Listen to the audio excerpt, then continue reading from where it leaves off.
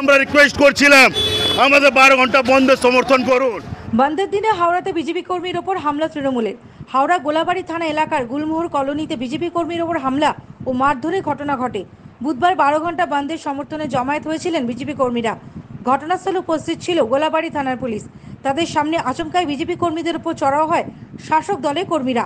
ধাক্কাধাক্কি করে বিজেপি কর্মীকে রাস্তায় ফেলে লাথি মারার ঘটনা ঘটে। শান্তিপূর্ণ বন্ধের সমর্থনে স্লোগান দিচ্ছিলেন বিজেপি কর্মীরা। পুলিশের সামনে এহেন আক্রমণে স্বভাবতই ক্ষুব্ধ বিজেপি কর্মীরা। ঘটনার পরে শাসক দলের কর্মীরা চলে গেলে বিজেপি কর্মীকে আটক করে গোলাবাড়ি থানার পুলিশ। অপরদিকে হাওড়া কদমতলা বাজারে বন্ধের সমর্থনে প্রচার করার সময় একাধিক বিজেপি কর্মীদেরকে গ্রেফতার করে হাওড়া থানাতে নিয়ে আসা হয়। এর মধ্যে দুজন মহিলা কর্মী ছিল বলে সূত্রে খবর। দৌলতদাস পুলিশ নিজের দোকানদারকে চমকাচ্ছে, আপনার দোকান খুলে রাখুন। এখানে টিএমসির গুন্ডারা এসে আমাদের কাজকর্তার সঙ্গে মারপিট করলো, আমাদেরকে হ্যাকেল করলো, আমাদেরকে ফেলে মারলো। পুলিশের সামনে করলো এই কাজটা টিএমসির গুন্ডারা।